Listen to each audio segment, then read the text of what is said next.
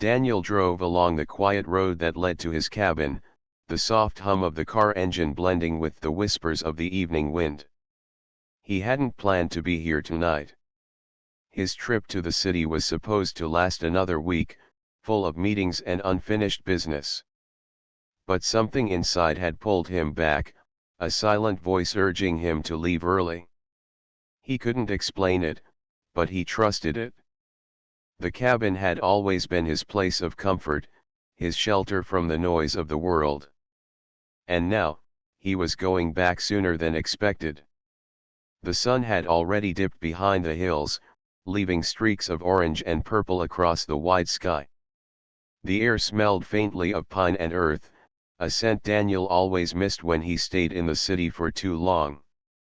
His heart felt lighter as he rolled down the window and let the cool breeze wash over him. For a moment, he smiled. Maybe going back early was the right choice after all. When the cabin finally came into view, sitting quietly near the edge of the lake, Daniel felt that familiar warmth inside. The wooden structure wasn't fancy, but it carried a history no amount of money could replace. His father had built it with his own hands many years ago, and every log, every nail, held a memory. Daniel had spent countless summers here, fishing with his father, listening to his mother hum while cooking, or simply lying on the porch watching the stars. Even after his parents passed, the cabin remained alive with those memories, and Daniel cherished every corner of it. But tonight, something felt different. He parked the car near the old oak tree, its wide branches stretching protectively over the yard. As he stepped out, his eyes immediately caught the glow of the porch light. His brows furrowed. That wasn't right. He had made sure to turn everything off before leaving for the city. Daniel was careful about such things, he never forgot. His heart gave a small, uneasy thump. Could it be that Karen, his neighbor, had come by and left it on? She was kind enough to check on the place sometimes. Or maybe the bulb had been faulty, flickering back to life after days of silence. Still, he couldn't shake the odd feeling rising inside him.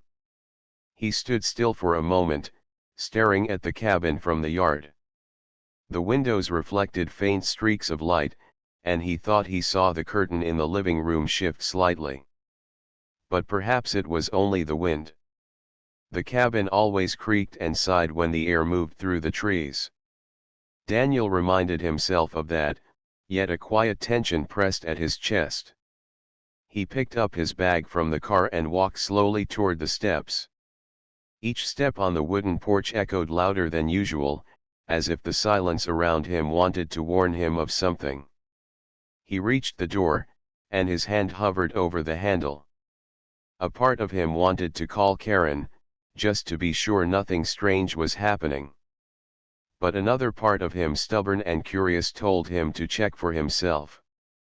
Before turning the handle, he paused to take in the stillness of the lake behind the cabin. The water shimmered faintly under the dim light of the rising moon. It was beautiful, but tonight Daniel couldn't enjoy it. His attention kept snapping back to the glow leaking from behind the curtains. He opened the door slowly, the hinges creaking in protest. The smell hit him first, not the stale, closed-off scent he expected after being away, but something warmer, fresher. A faint trace of wood smoke lingered in the air, mixed with what seemed like tea. He blinked, confused. Stepping inside, Daniel set his bag down carefully. His eyes swept the living room. At first glance, everything was as he had left it, the wooden shelves lined with old books, the small rug near the fireplace, the rocking chair by the window. But then he noticed the blanket draped carelessly over the couch, as if someone had recently used it. His gaze moved to the table. There it was, a cup, half filled with tea, still leaving a light steam curling upward. Daniel froze. His mind raced. This was not a trick of memory. Someone had been here, maybe they were still here. His breath grew shallow as he strained his ears. The cabin was too quiet, but quiet in a way that seemed unnatural, like silence holding its breath. He glanced toward the hallway that led to the bedrooms. Shadows stretched across the floor, and though he couldn't see anyone, he felt it, he wasn't alone. His heartbeat quickened, loud in his ears. Who could it be? A stranger? A thief? Or something else entirely? The questions crowded his mind, but he had no answers. All he knew was that something was waiting inside the cabin, and his early return had revealed it. Daniel clenched his jaw and steadied himself. Whatever this was, he had to face it. He didn't know that outside, across the dirt road, Karen had already noticed the same strange light in his cabin. And unlike Daniel, she wasn't curious, she was worried. She had already picked up the phone, her trembling hand dialing the sheriff's number. The night had only just begun, and already, it carried secrets Daniel never expected to find. Karen sat by the window of her small house, the soft light of her lamp glowing against the night. She had lived across from Daniel's cabin for more than 20 years. In all that time, she had seen him grow from a quiet boy into a hard-working man. She had watched his parents plant flowers in the yard, hang lanterns on the porch, and laugh during summer evenings. And when they were gone, she had watched Daniel return alone, carrying memories in his heart. For Karen, the cabin was not just Daniel's, it was a part of her own life too. She loved the peace it brought to the neighborhood, the way it stood strong against storms, and the way it reflected the lake's calm beauty. That was why she always kept an eye on it whenever Daniel was away. It was her way of protecting not just his cabin, but the history it carried. Tonight, as she poured herself a cup of warm milk, something unusual caught her attention. Across the dirt road, Daniel's cabin was glowing. The porch light was on, and faint shadows moved behind the curtains. She frowned, placing the cup down. That's strange, she whispered to herself. She clearly remembered Daniel leaving days ago for the city. He had even told her, "I'll be gone at least a week, maybe longer." So why was the light on now? Why were there movements inside? Her heart began to beat faster. In all her years, Karen had never seen anyone enter Daniel's cabin without his permission. The thought of a stranger inside made her uneasy. She pressed her forehead against the window glass, squinting into the night. The shadows shifted again. Someone was definitely in there. Karen's first thought was to walk over and check. But she hesitated. She was no longer young, and her legs tired quickly. What if it really was a thief? What could she possibly do? The very idea of stepping into danger alone made her chest tighten.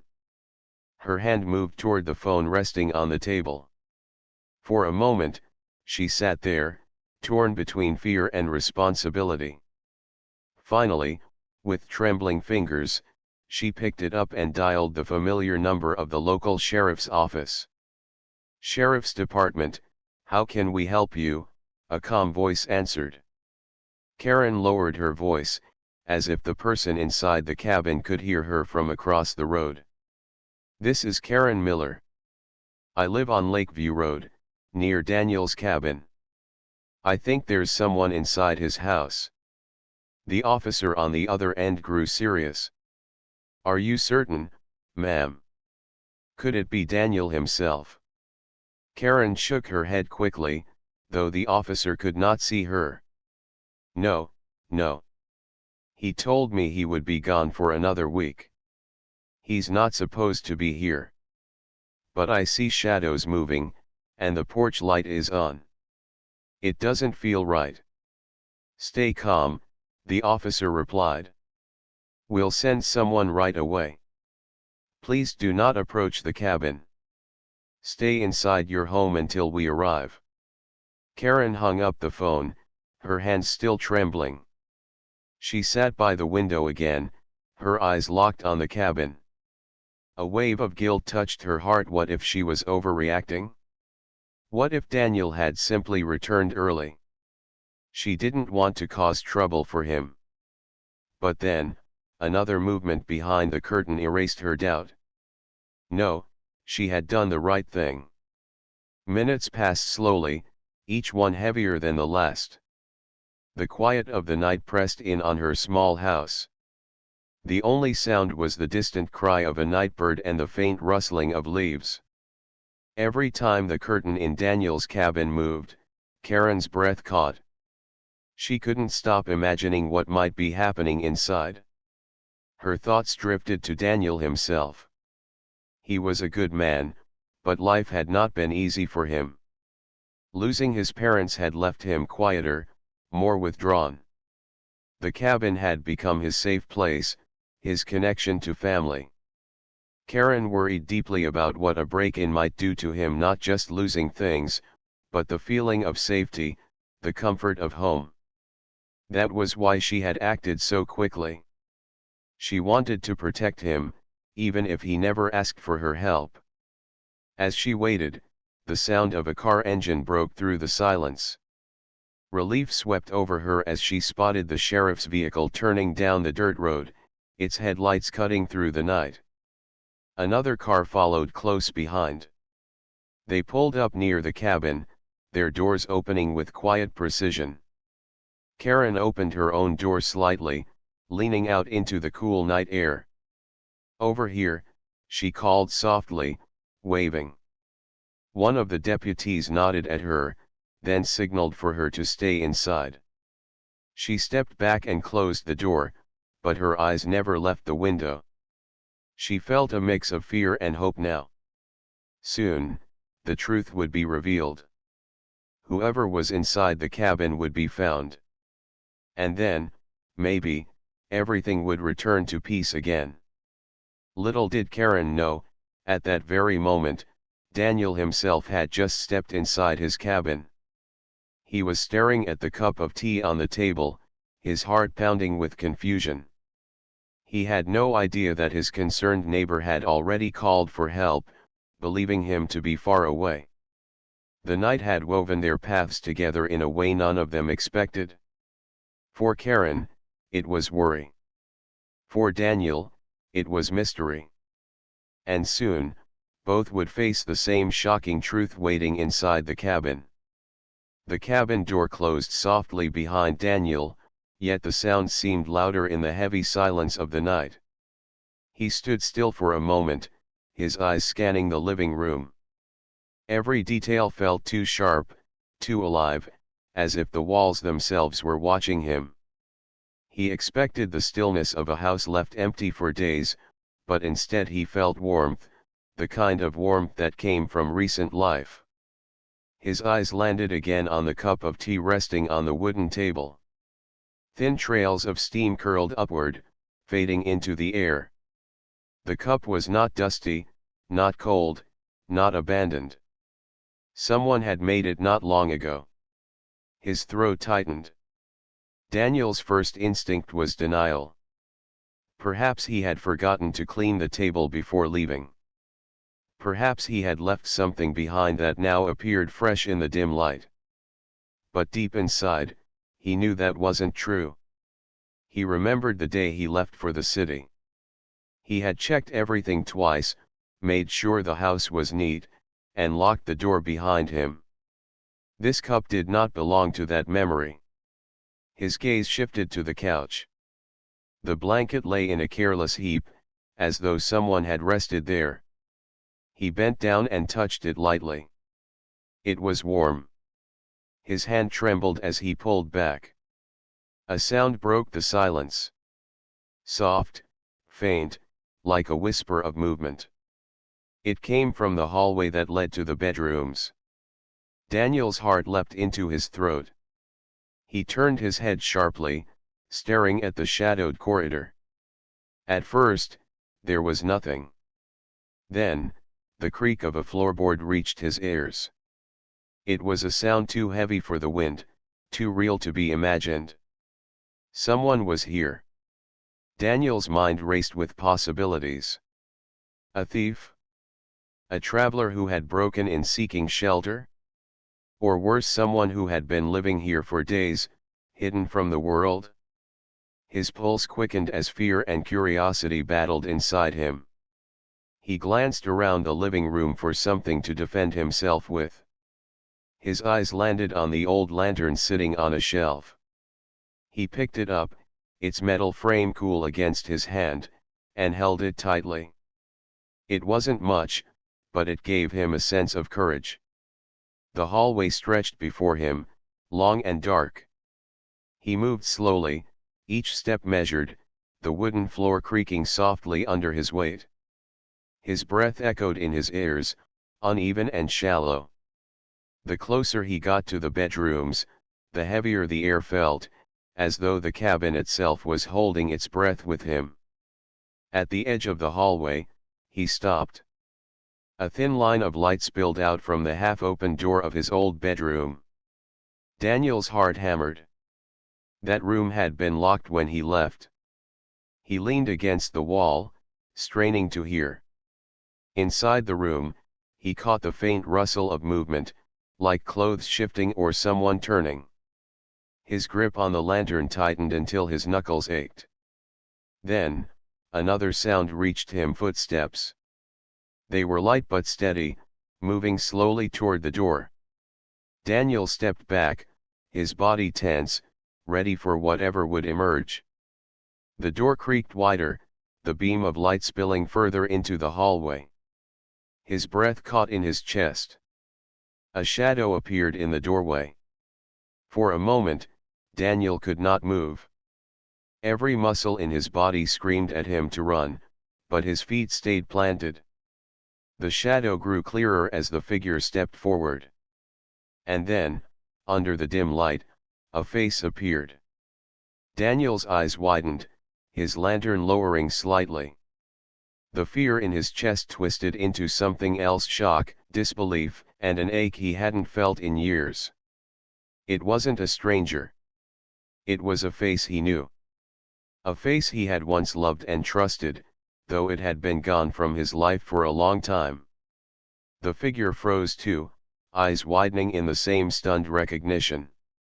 For a heartbeat, silence filled the space between them, broken only by the faint ticking of the old clock on the wall. "Daniel," the figure whispered, the voice shaky but familiar. Daniel's grip on the lantern loosened. He felt as though the ground beneath him had shifted. He opened his mouth to speak, but no words came. His mind was a storm of questions, memories, and emotions colliding all at once. The cabin, once silent and still, now held a truth Daniel never expected to uncover. His early return had not revealed danger from the outside world, but something far deeper, something from his own past. Outside, across the dirt road, Karen leaned closer to her window, unaware of the reunion unfolding within. She thought the sheriff's men would soon enter the cabin. She thought she had saved Daniel from a stranger. But inside, Daniel realized the person waiting in his cabin was not a stranger at all. And that truth was only the beginning. Daniel's breath caught in his chest as the figure stepped into the narrow beam of light.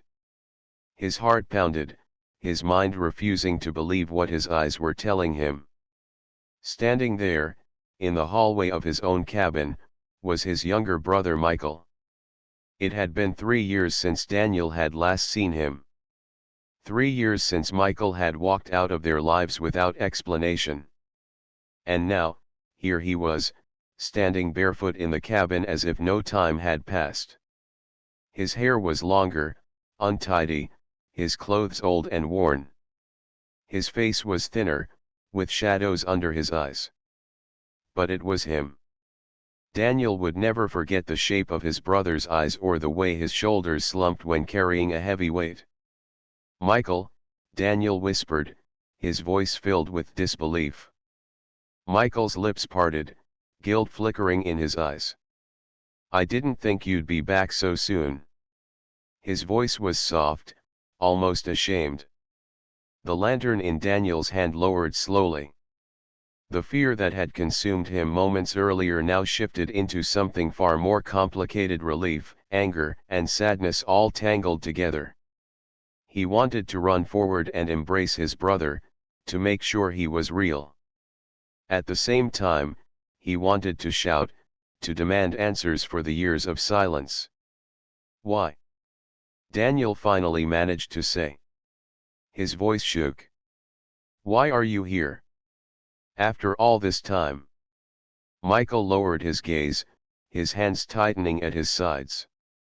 I had nowhere else to go. I thought, maybe you wouldn't mind if I stayed here for a while. The words struck Daniel deeply. He felt a wave of anger rise. How could Michael just appear after years of absence, expecting the cabin to welcome him?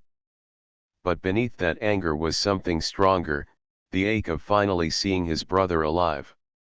Daniel leaned against the wall, his mind racing. Memories flooded back of summers spent fishing together, of late nights whispering secrets under the stars, of arguments that ended in laughter. Then came the memory of the last night, the night Michael had left.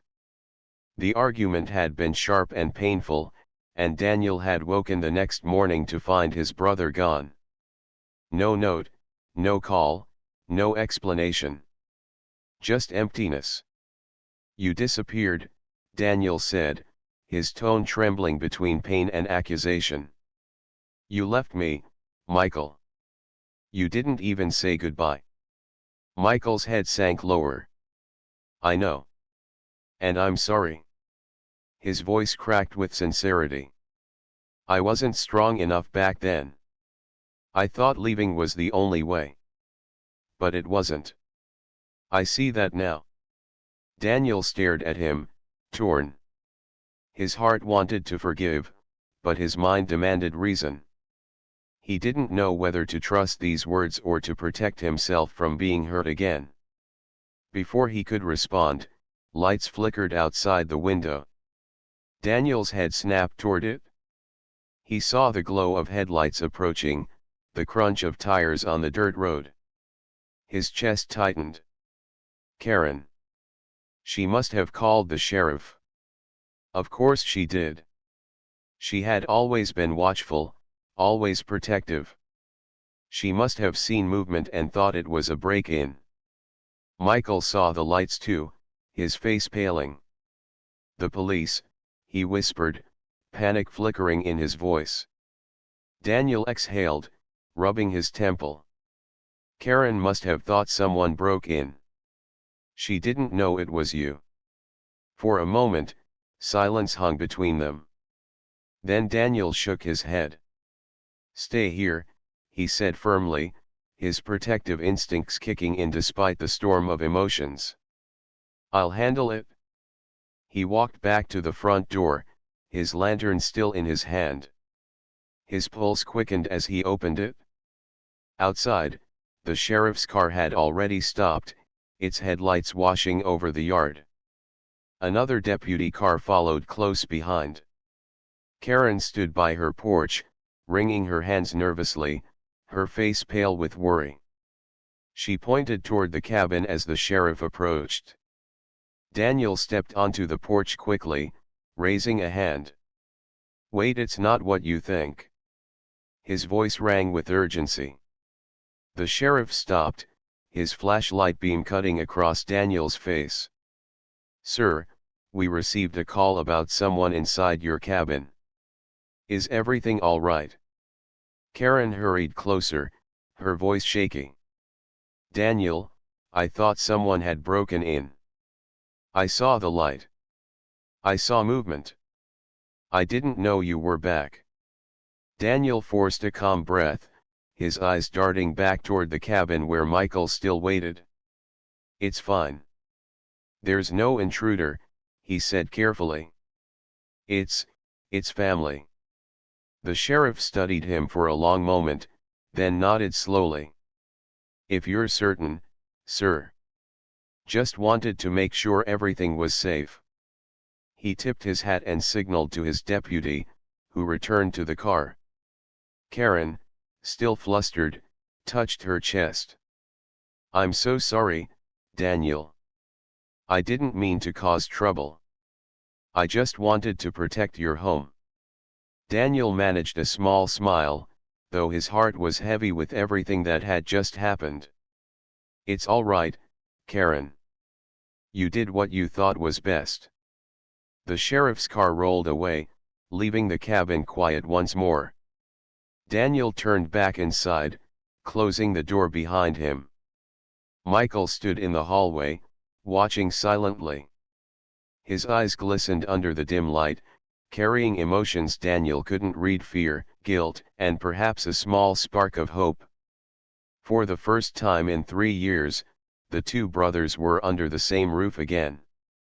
The silence between them was thick, but this time it wasn't filled with fear of a stranger. It was filled with the weight of family, of broken bonds, and of a chance to heal. Daniel took a deep breath. We need to talk, he said softly.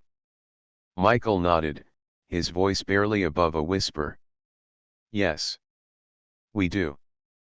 The night outside was quiet once more, but inside the cabin, the storm had only just begun. The cabin was silent after the sheriff's car rolled away. Only the soft ticking of the old clock and the faint crackle of wood in the fireplace filled the air. Daniel stood in the living room, staring at Michael, who remained near the hallway like a guest unsure if he was welcome. The lantern in Daniel's hand flickered gently, casting long shadows across the walls. For years, Daniel had imagined this moment: what he would say if his brother ever returned. He thought he would be furious, shouting all the questions that had haunted him. But now that Michael was here, the anger didn't come out as loud words. It stayed inside, heavy and aching, mixing with relief and confusion. Sit down, Daniel finally said, his voice low. He gestured toward the couch. Michael obeyed quietly, sinking into the cushions as if he didn't deserve comfort. His eyes flickered toward the steaming cup of tea on the table, then back down to his hands. Daniel sat across from him, leaning forward, his elbows resting on his knees. For a long moment, neither spoke. At last, Daniel broke the silence. You owe me an explanation. Where have you been all these years? Michael swallowed hard. His fingers twisted together nervously. I moved from place to place. I worked odd jobs, stayed with people I barely knew. I was lost. Daniel's brows furrowed. Lost? You left me with no word. Do you know what that felt like? I thought something terrible had happened to you. I searched, Michael. I called everywhere I could think of. But you were just gone. Michael winced at his brother's words. I know. And I hate myself for it. I didn't leave because I didn't care. I left because I felt like I didn't belong anymore. After our parents passed, everything felt too heavy. I couldn't carry it. Every corner of this cabin reminded me of them, and I couldn't stay. Daniel's chest tightened. He understood that grief, because he had lived it too. But instead of running, he had clung to the cabin, to the memories, to whatever was left. That difference had driven them apart. You think leaving made it easier for me? Daniel asked, his voice breaking. I stayed here alone. I fixed the roof when it leaked, I kept the place standing. And every time I looked at that empty chair by the fire, I remembered you were gone. You didn't just leave this cabin, Michael, you left me. Michael's eyes glistened, but he did not look away. I know. And I regret it every single day. But I was young and scared. I thought if I disappeared, maybe I could start over somewhere new. I thought it would hurt less. Daniel leaned back, rubbing his face with his hands. His anger had softened into sadness, though the hurt was still deep. So why now? Why come back after all this time? Michael hesitated, then spoke quietly. Because I had nowhere else to go. Life out there wasn't what I thought it would be. I lost jobs, I lost friends. I lost myself. But through it all, I kept thinking about this cabin, about you. I didn't know how to face you after so long, but when I had nothing left, I came here. I didn't expect you to forgive me. I just needed to see home again. The word home lingered in the air, heavy with meaning. Daniel felt a lump rise in his throat. For years, the cabin had been his burden and his comfort, but now he realized it was also Michael's anchor, even if his brother had run from it. The fire crackled softly between them. Daniel studied Michael's tired face, the lines of hardship, the shadow of regret. He saw not only the brother who had left but also the boy he used to share dreams with. Part of Daniel wanted to tell him to leave, to protect himself from being hurt again. But another part, the part that remembered laughter and shared childhood, wanted to give him a chance. Michael, Daniel said slowly, if you really want to stay, you need to be honest with me. No more running, no more silence.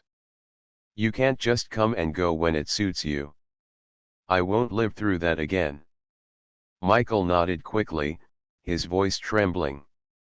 I promise. No more leaving without a word. I don't want to run anymore.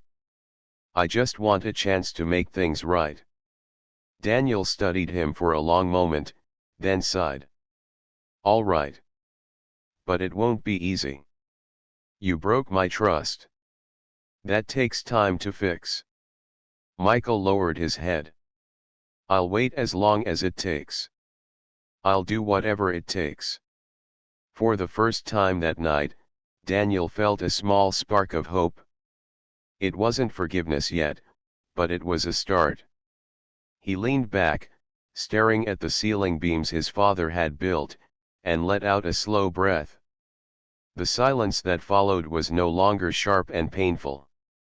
It was heavy, yes, but it was also shared. Two brothers, broken apart by grief and choices, were sitting under the same roof again. Outside, Karen sat on her porch, watching the faint glow of the cabin. She didn't know the details, but she sensed something important had happened. She whispered a quiet prayer that whatever had broken inside that home years ago might finally begin to heal. Inside, Daniel and Michael sat across from each other. They weren't the same boys who had once fished together by the lake, but somewhere deep inside, those memories still lived.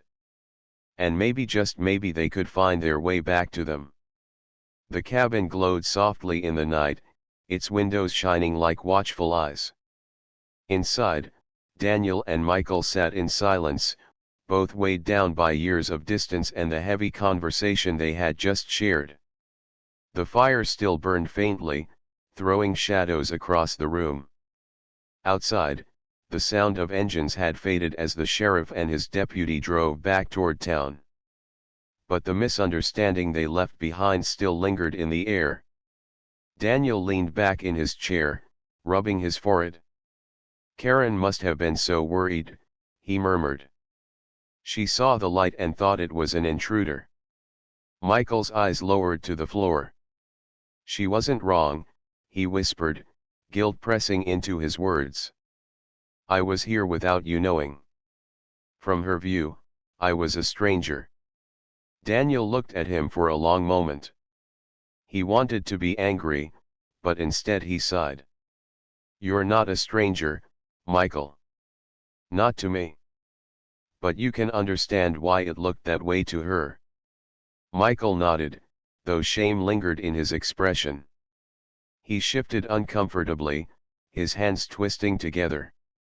"I didn't mean to cause trouble for you, Daniel. I just needed a place to breathe. I thought no one would notice if I stayed here quietly." Daniel gave a small, tired smile. "Karen notices everything. She's been keeping an eye on this cabin since before you left. She cares more than she admits." For a while, they sat in silence again, listening to the slow ticking of the clock and the crackle of dying embers. The cabin felt both heavy and safe, like a space that remembered too much but still wanted to hold them close. A soft knock broke the quiet. Both brothers stiffened. Daniel rose quickly, crossing the room to the door. When he opened it, Karen stood there, her shawl wrapped tightly around her shoulders, her eyes full of worry. "I hope I'm not disturbing you," she said gently. Daniel shook his head. "No, Karen. Come in." She stepped inside, glancing around nervously before her eyes settled on Michael. Her breath caught, and she pressed a hand to her chest. "Oh my goodness, it's you." Michael stood slowly, his face pale. He looked like a boy again, caught doing something wrong. "Hello, Mrs. Miller," he said softly. Karen blinked rapidly, her emotions spilling across her face: shock, confusion, then relief. I thought something terrible had happened to you." "We all did." Michael lowered his gaze. "I'm sorry I left without saying anything. I know it hurt everyone." Karen stepped closer, her voice trembling. "It did, but seeing you alive is enough for me. Daniel's been carrying everything alone. You don't know how many nights I saw him sitting on that porch, looking at the road, as if waiting for you to come back." Daniel shifted uncomfortably, but he didn't interrupt. Michael's eyes glistened. "I didn't deserve that. I was selfish. I thought running away would make the pain easier, but all it did was make the pain worse for me and for Daniel." Karen's stern expression softened. She reached out and touched Michael's arm gently. "You're here now. That's what matters. Don't waste this chance." Daniel exhaled slowly, grateful for her words. "Thank you, Karen. For calling the sheriff, for watching the cabin, for everything." Karen gave a small smile. "I just wanted to protect you, Daniel. But I see now it wasn't danger, it was family." The three of them sat together for a while, the quiet of the night surrounding them. Karen told stories of when Daniel and Michael were younger, running barefoot by the lake, climbing the old oak tree, chasing fireflies in the summer air. The memories softened the edges of the room, reminding the brothers of the bond they once had. When Karen finally stood to leave, she looked at Michael again. "Don't disappear this time," she said firmly, though her voice was kind. "I won't," Michael promised, his voice steady for the first time. After she left, the cabin grew quiet again. Daniel poked at the fire, adding another log. The flames rose gently, filling the room with warmth. Michael spoke softly, almost to himself. "I didn't realize how much this place meant to me until I walked through that door again. It's not just a cabin. It's home. Even when I tried to forget it, it followed me." Daniel stared into the fire. "It's home because of the people in it. Without family, these walls are just wood and nails." Michael looked at him, his eyes heavy with regret but also with hope.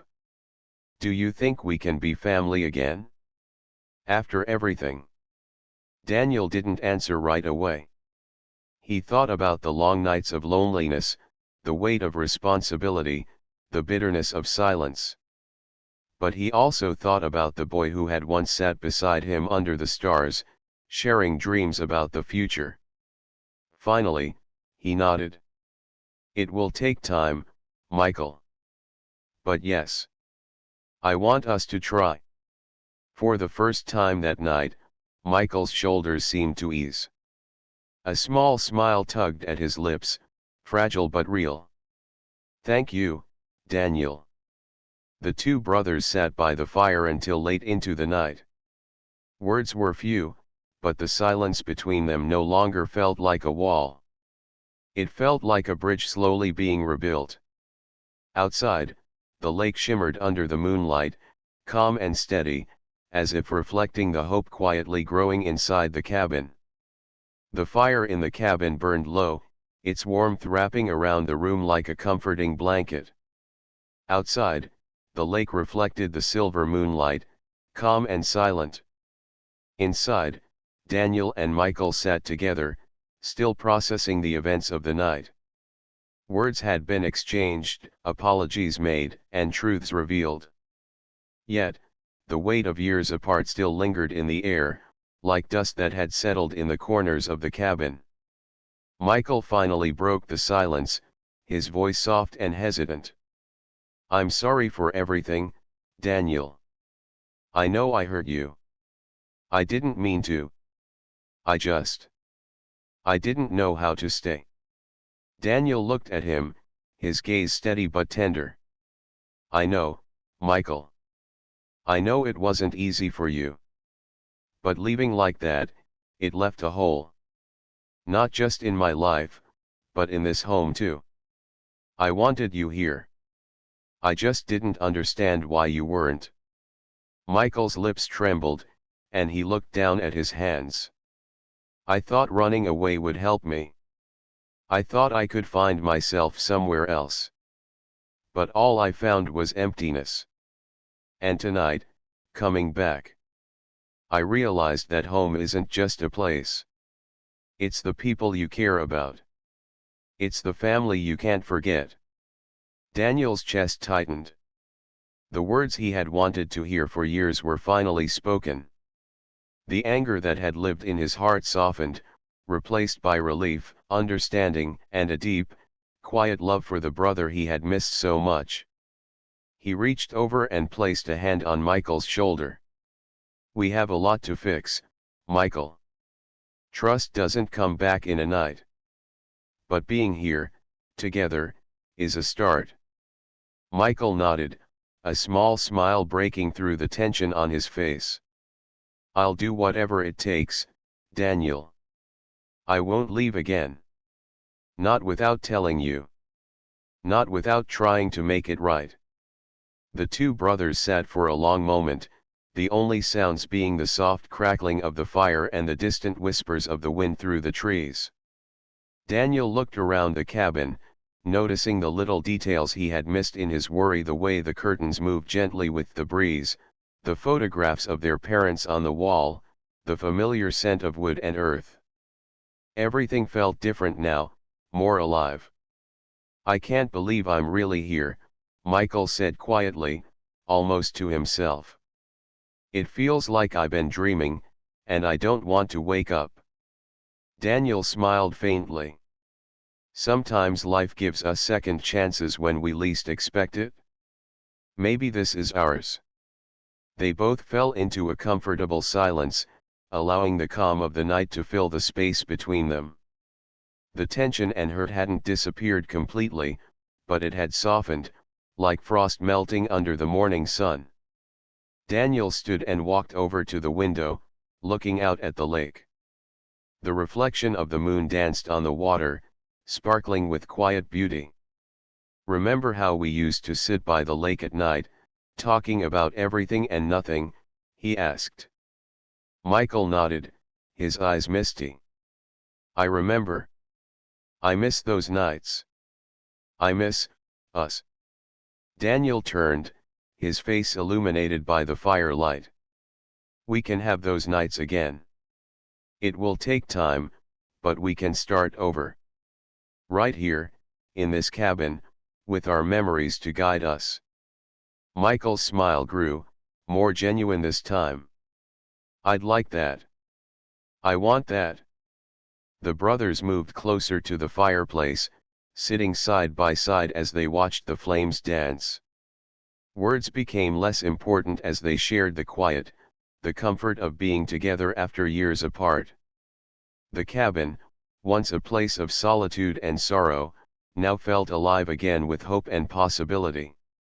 Outside, Karen's small light in her house flickered as she checked on the cabin one last time for the night.